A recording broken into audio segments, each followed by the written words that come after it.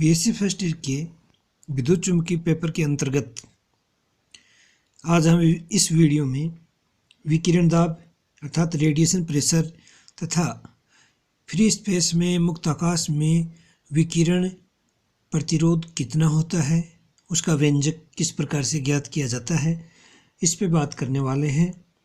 तो चूँकि हमें पता है कि विद्युत चुम्बकीय तरंग माध्यम में एक स्थान से दूसरे स्थान की ओर गति करती है तो अपने साथ ऊर्जा तथा संवेग दोनों का वहन करती है, अर्थात विद्युत चुम्बकीय विकिरण के साथ ऊर्जा और संवेग दोनों का संचरण होता है। अतः जब विद्युत चुम्बकीय तरंग किसी पृष्ठ पर आपतित होती हैं तो तरंग के अवशोषण या परावर्तन से संवेग में परिवर्तन हो जाता है। इसके फलस्वरूप पृष्ठ पर दाब लगता है। इस पृष्ठ पर लगने वाले दाब को विकिरण दाब कहते हैं।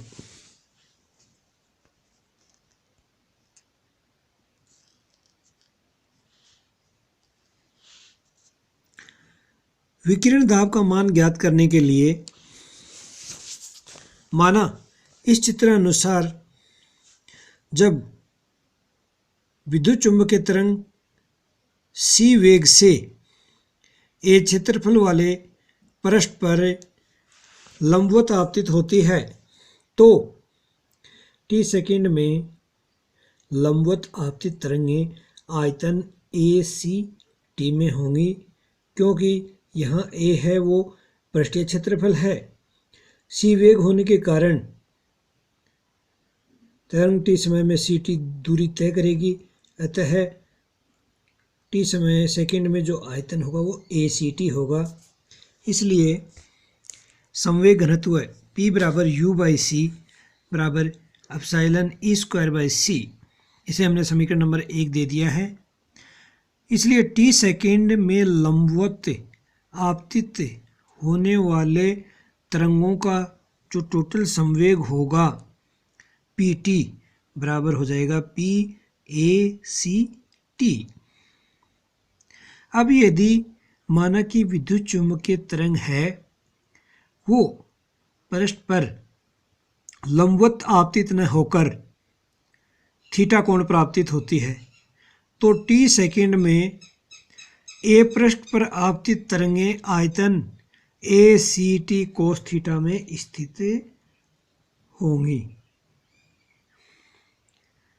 क्योंकि यहाँ पर जो क्षेत्रफल का प्रक्षेप हो जाएगा वो A कोस थीटा हो जाएगा। अतः आयतन ACT कोस थीटा में स्थित होंगी।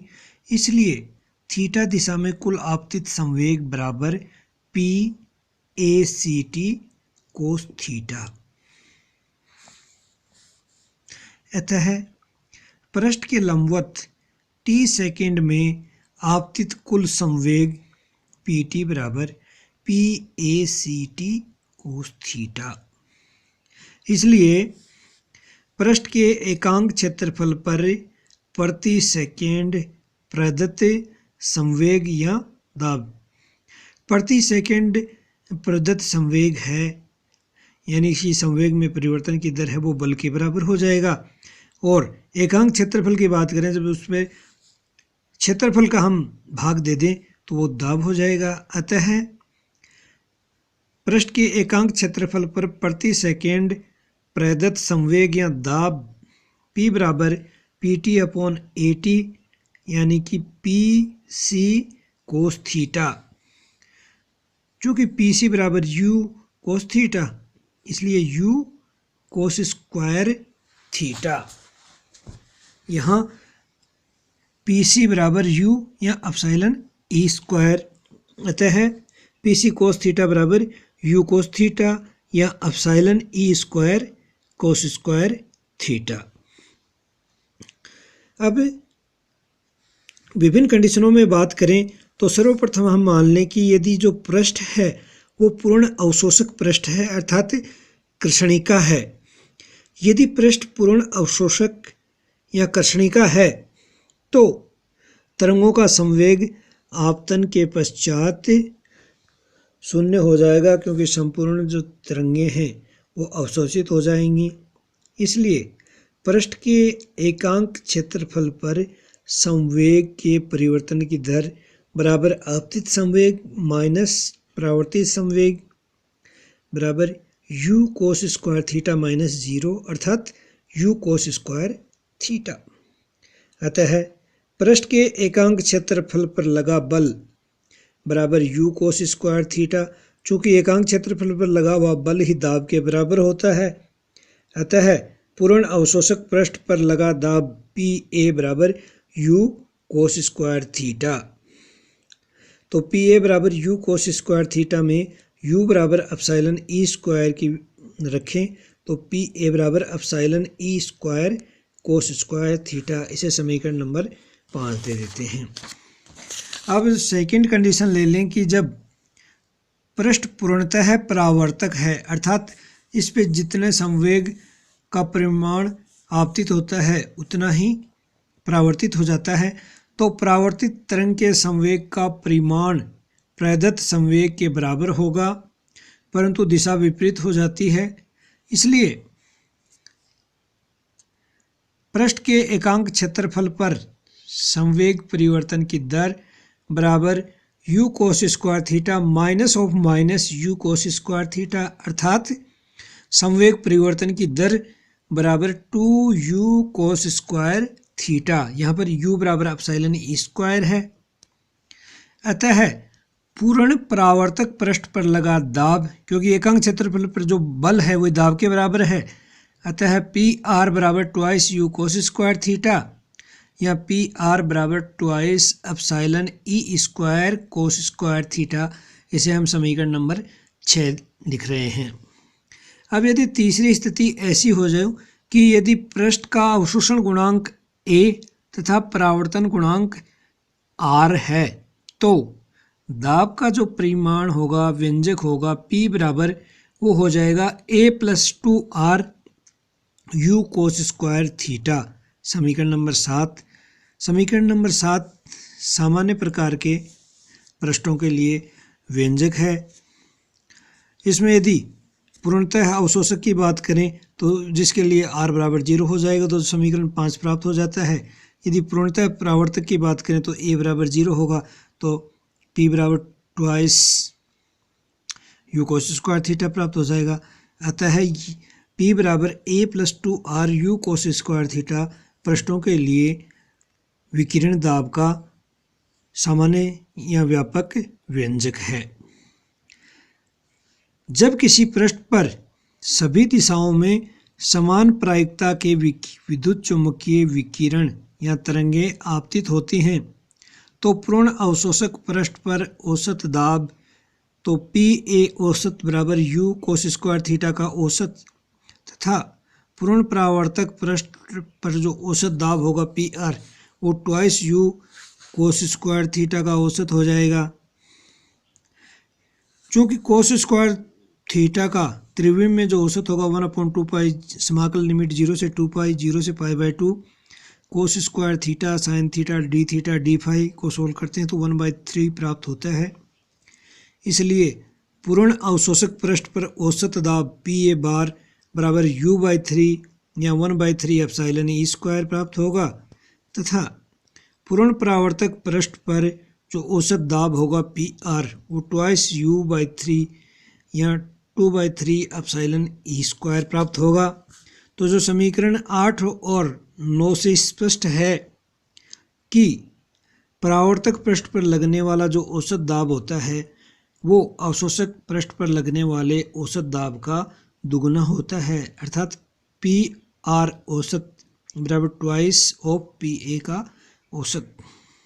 अतः पूर्ण परावर्तक पृष्ठ पर विकिरण का औसत दाब अवशोषक पृष्ठ पर लगने वाले औसत दाब की तुलना में दुगुना होता है।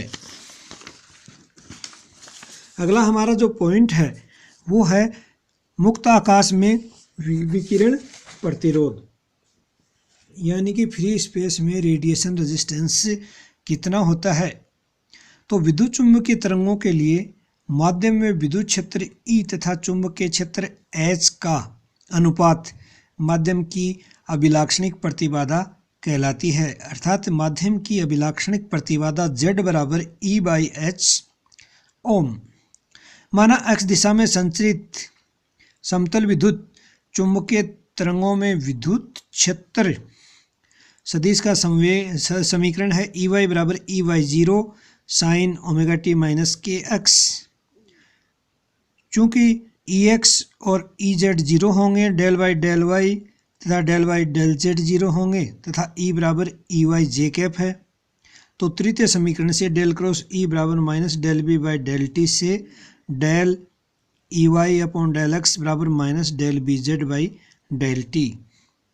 अब समीकरण 1 का अवकलन करके और 2 में वैल्यू रखने पर del B z by del t बराबर minus del EY upon del x यानी कि KEY0 cos omega t minus KX।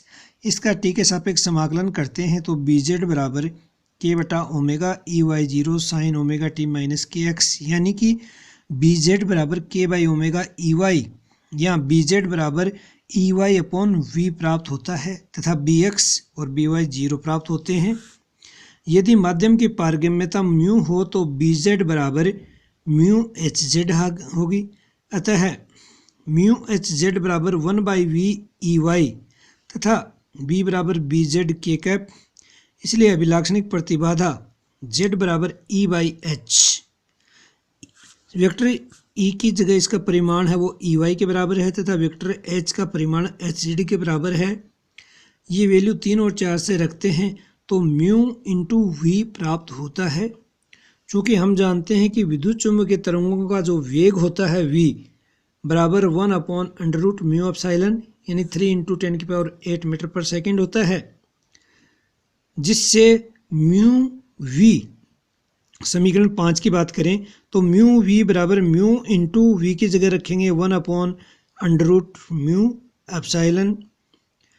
जब संपूर्ण व्यंजक के ऊपर अंडर रूट लेंगे तो म्यू की पावर हाफ ऊपर की पावर को हाफ कर देगी, अर्थात म्यू V बराबर हमें प्राप्त होता है under root mu upon epsilon, जिसे हम समीकरण नंबर 6 से प्रदर्शित कर रहे हैं,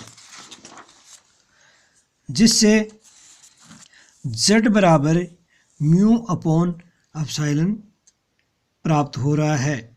चूँकि निर्वात के लिए म्यू का मान म्यू 0 के बराबर होता है और ये होता है 4 पाई गुणा 10⁻⁷ हेनरी पर मीटर तथा पारगम्यता विद्युतशीलता एप्सिलॉन का मान एप्सिलॉन नोट यानी कि 1/36 पाई गुणा 10⁻⁹ फैराड पर मीटर होता है।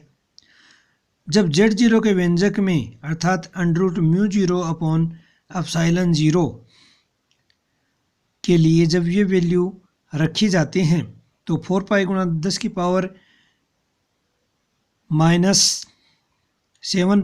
गुणा 36 पाई गुणा 10⁻+9 की पावर हाफ।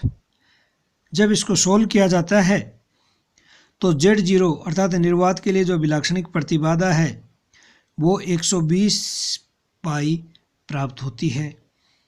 अब यदि इसको पाई की वैल्यू अप्रोक्सीमेट रूप से लिखें तो Z0 का मान लगभग 377 ओम प्राप्त होता है, अर्थात 120 पाई प्राप्त होता है। अतः विद्युत चुम्बकीय तरंगों के संचरण के लिए निर्वात की अभिलाक्षणिक प्रतिबाधा 377 ओम या परिशुद्ध रूप से कहें तो 120 पाई प्राप्त होती है। 377 ओम अप्रोक्सीमेट वैल्यू है, वरना 120 पाई इसको हम लिख सकते हैं, अर्थात अभिलाक्षणिक प्रतिबाधा का मान 120 पाई प्राप्त होता है। चूँकि यह एक वास्तविक मान है इसलिए इसे निर्वात का विकिरण प्रतिरोध भी कहते हैं। अर्थात ये जो अभिलाक्षणिक प्रतिबाधा है ये निर्वात का विकिरण प्रतिरोध कहलाती है और इसका मान 120 पाई होता है।